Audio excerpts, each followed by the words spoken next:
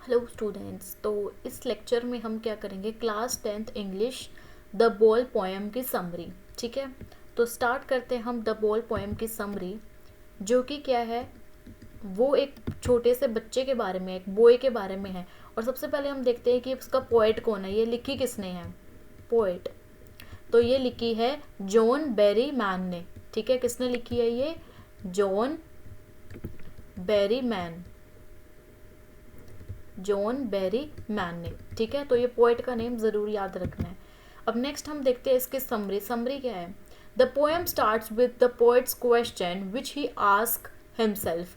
तो ये पोएम कहाँ से स्टार्ट होती है, ये पोएम स्टार्ट हो रही है कि जो पोएट है वो खुद को ही क्या करता है, खुद से ही एक क्वेश्चन पूछता है। He talks about a boy who has lost his ball. वो एक बॉय के बारे में, एक लड़के के बारे में बात करता है कि जिसने अपनी बॉल को क्या कर दिया, खो दिया। And asks what he will do after losing it। और वो बोलता है, वो पूछता है कि अब उसको, जब उसने बॉल को खो दिया तो अब उसके बाद वो क्या करेगा। The boy was very happy and cheerful when the ball was with him. जब बॉल उसके पास थी, जब बॉल बॉय के पास थी तो वो उस टाइम क्या था, बहुत खुश था अपने बॉल को अपने साथ लेकर। The poet further says that the boy must have lost his ball while playing with it by throwing it up and down. तो पोएट क्या बोलता है, पोएट फर्दर ये बोलता है, आगे ये बोलता है कि जो बॉय ने जो बॉल को कैसे खोया, बॉय ने जब उसके साथ वो प्ले कर रहा था, खेल रहा था, जब उसको वो ऊपर और नीचे उछाल रहा था, तब उससे वो जो बॉल है वो क्या होगी, गुम होगी। At that moment, the ball must have slipped from the boy's hand and into the street. From there, it fell into the nearby river and went into the water. तो उस मोमेंट में जब वो उछाल रहा था उसको और वो नीचे गिर रहा था, तो जो बॉय है वो उसके हाथ से, बॉय के जो बॉल है बॉय के हाथ से स्लिप होकर वो कहाँ पे गिर गई, वो स्ट्रीट में चली गई। और जहाँ से वो, जो उसके पास एक रिवर बह रही थी, एक नदी बह रही थी, उसमें वो पानी में गिर जाती है। The poet says that there is no use in saying that the boy will get another ball, the boy will get another ball. तो पोएट क्या बोल रहा है, पोएट ये बोल रहा है कि ये नो यूज इन सेइंग, कि हम ऐसे नहीं कह सकते उसको कि चल कोई तो उससे क्या ले लेना, दूसरी बॉल ले लेना। ठीक है, बिकॉज क्यों, क्योंकि the boy is very sad in a deep सोरो। तो बॉय क्या, बॉय बहुत उदास है और बहुत ज़्यादा डीप सोरो, मीन्स वो बहुत ज़्यादा किस में है, गम में है कि उसने अपनी बॉय, जो अपनी बॉल है उसको खो दिया। He stands in a fixed position shaking and looking into something continuously. वो क्या कर रहा है, वो वहाँ पे खड़ा है एक ही फिक्स्ड पोजीशन में, और वो क्या कर रहा है, उसको कंटिन्यूसली देखे जा रहा है कि उसकी बॉय, जो उसकी बॉल है वो कहाँ पे गई। The boy feels that all his young days and childhood memories are gone down in the harbor with the ball। तो बॉय उस टाइम क्या फील कर रहा है, बॉय ये फील कर रहा है कि जो भी उसकी यंग डेज और चाइल्डहुड मेमोरीज थी, उसकी बचपन की जो भी मेमोरीज थी, उस बॉल के साथ, वो सारी बॉल के साथ ही क्या गई, चली गई। The boy can not be told to buy another ball. Boy को ऐसे नहीं कह सकते कि तू दूसरी बॉल को बाय कर लेना, क्योंकि जो उसने अब दूसरी बॉल को तो वो बाय कर लेगा, लेकिन वो इतनी वर्थ इट नहीं रहेगी, क्योंकि जो उसके साथ उसकी मेमोरीज थी, उस बॉल के साथ मेमोरीज थी, वो बॉल के खो जाने के बाद वो सारी मेमोरीज क्या होगी, सारी मेमोरीज उसकी चली गई। तो नेक्स्ट क्या बोलते हैं, the new ball can not bring childhood memories and a sense of belonging to the poet. कि अगर हम उसको न्यू बॉल भी दें तो उसकी वो जो बचपन की यादें हैं वो उस बॉल के साथ नहीं आएंगी। तो क्या बोल रहे हैं कि a sense of belonging to the boy, कि उसके उसके लिए, बॉय के लिए, वो उसके साथ कोई भी सेंस नहीं बनेगा उसका, उसकी जो भी बचपन की यादें थी, जितनी भी यादें उसके साथ, बॉल के साथ उसकी यादें थी, वो अब न्यू बॉल के साथ वापस नहीं आएंगी। The poet further says that for the first time the boy has felt a sense of responsibility. और पोएट क्या बोलता है, पोएट फर्स्ट टाइम ये बोलता है कि फर्स्ट टाइम जो उस बॉय को क्या हुआ, एक रिस्पॉन्सिबिलिटी की, मीन्स उसको रिस्पॉन्सिबिलिटी आई ही कि उसको क्या करना चाहिए, अपनी थिंग्स का, अपने सामान का ध्यान रखना चाहिए, and so that they do not get lost in the future, ताकि वो फ्यूचर में या आने वाले समय में वो उसको गवाए ना। तो उसके पास एक रिस्पॉन्सिबिलिटी आई कि मुझे ये सारी चीज़ें क्या है, संभाल के रखनी चाहिए।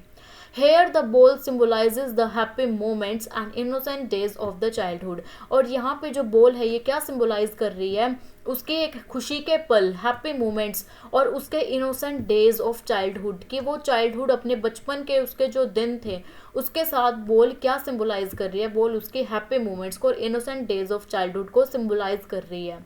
द बोल loss is compared with man innocent nature. और जो बोल का खो जाना उसको किसके साथ कंपेयर किया है कि जो मैन का इनोसेंट नेचर मीन्स उसका एक इनोसेंट नेचर, मीन्स उसका जो इनोसेंट नेचर है, उसका भोला भाला नेचर. ठीक है, once we loss our innocence we can not get it back. और जब हम उसको खो देते हैं तो वो कभी भी वापस नहीं आती. ठीक है, तो क्या बोल रहे हैं इसमें, इनोसेंस का यहाँ पे मतलब क्या बोला गया है, इनोसेंस का मतलब यहाँ पे निर्दोष मीन्स मासूम और एक भोला भाला जो उसका नेचर था. ठीक है, कि वो वापस नहीं आएगा, यहाँ से उसको बोला गया है इनोसेंस का मतलब कि वो वापस अब नहीं आएगा. We can not get it back, हम उसको वापस नहीं लेके आ सकते. The poet says that the world is full of materialistic things. Poet क्या बोल रहा है, पोइट ये बोल रहा है कि ये पूरा संसार एक मटेरियल्स की थिंग्स से भरा हुआ है. People will be losing something similar to the ball all the time, कि कुछ ना कुछ जो लोग हैं वो कुछ ना कुछ खोते रहते हैं, जैसे कि जैसे बोल उसने खोई है तो ऑल टाइम ऐसे ही बोल की तरह सिमिलर चीज़ें या फिर कुछ भी चीज़ें जो मटेरियल थिंग्स हैं लोग कुछ ना कुछ खोते रहते ही हैं. They get attached to materialistic things. और वो क्या, वो एक अटैच हो जाते हैं उस मटेरियल थिंग्स से. But these things will not stay for ever. But ये वाली जो चीज़ें हैं ये फॉर एवर स्टे नहीं करती. अब कुछ भी अगर मटेरियल चीज़ें हैं, कोई भी खिलौने होते हैं वो टूट जाते हैं. ठीक है, हम उनसे तो अटैच हैं लेकिन वो हमेशा नहीं रहते, वो कभी ना कभी टूट जाते हैं. The boy has to learn to live without them. तो वो बॉय को पोएट क्या बोल रहा है कि पोएट को उसके बिना जीने को सीखना चाहिए, कि वो कैसे लिव कर सकता है, मीन्स कैसे रह सकता है उसके बिना, वो उसको सीखना चाहिए. The poet further says that no one can buy things back. तो पोएट क्या बोल रहा है, पोएट ये बोल रहा है कि कोई भी इन सब चीज़ों को दोबारा खरीद नहीं सकता. Money is an external thing, कि मनी तो एक, चलो ठीक है पैसा एक अलग चीज़ है, बट हम कुछ भी, everything can not be bought with money, कि पैसे से हम कुछ भी सब कुछ नहीं खरीद सकते. पैसे से हम अपना बचपन नहीं खरीद सकते, पैसे से हम अपनी चाइल्डहुड मेमोरीज को नहीं खरीद सकते.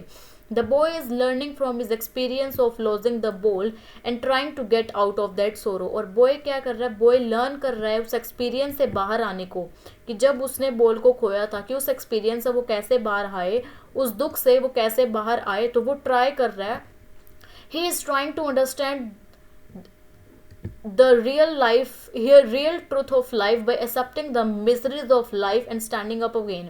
तो वो क्या कर रहा है, वो ट्राई कर रहा है ये समझना, ये अंडरस्टैंड करना कि जो हमारी लाइफ का क्या है, हमारी लाइफ का ट्रुथ है, हमारी जो ज़िंदगी की सच्चाई है, और एक्सेप्ट करना जो कि हमारी लाइफ के जो मिसरीज हैं. ठीक है, मिसरीज मीन्स बहुत ज़्यादा दुख और तकलीफ, दुख कष्ट पीड़ा. तो यहाँ पे एक्सट्रीम माइजरीज या फिर मिसरीज ऑफ लाइफ, कि यहाँ पे जो भी है बहुत ज़्यादा दुख है और तकलीफ है, कि उनसे बाहर आना और दोबारा उठ खड़ा होना. Early or later, everyone learns the harsh truth that servings is an inevitable part of life and that we need to forget the past and move ahead. Therefore, we should learn to accept and let go. तो इसमें क्या बताया गया है, इसमें poet क्या कह रहा है, अर्ली और later everyone learns the harsh truth, means कि जल्दी या देर, क्या या तो जल्दी या फिर देर, अर्ली एंड लेटर, कि हर कोई क्या करता है, हर जल्दी या देर से ही हर इंसान एक कड़वी सच्चाई सीखता है. That sufferings is an inevitable part of life, कि दुख और तकलीफ क्या है, दुख और तकलीफ एक जीवन का एक टाला ना जा सकने वाला क्या एक हिस्सा है, जिसको हम टाल नहीं सकते, जिसको हम फॉरगेट नहीं कर सकते. ठीक है, and that we need to forget the pain and move ahead. और हम उस दर्द को भूलकर आगे बढ़ना चाहिए. ठीक है, मीन्स वो क्या है, एक इनएविटेबल पार्ट है, कि दुख और तकलीफ को हम टाल नहीं सकते, लेकिन हमें उससे क्या करना चाहिए, उसको भुलाकर आगे बढ़ना चाहिए. Therefore we should learn to accept and let go. इसलिए हमें स्वीकार करना और छोड़ देना सीखना चाहिए. ठीक है, एक्सेप्ट करना, स्वीकार करना, एंड लेट गो मीन्स उसको छोड़ देना हमें सीखना चाहिए. ठीक है, तो ये थी हमारी समरी इस पोएम की. ठीक है, the ball poem. I hope सबको ये क्लियर हो गई होगी। कोई भी क्वायरीज हो, कोई भी डाउट हो, आप कमेंट सेक्शन में पूछ सकते हैं। हमारी सारी प्लेलिस्ट, इसकी सारी पोएम्स की प्लेलिस्ट बनी हुई है, आप वहाँ से अपनी पूरी सारी समरीज को, सारी पोएम के समरीज को कंप्लीट कर सकते हैं।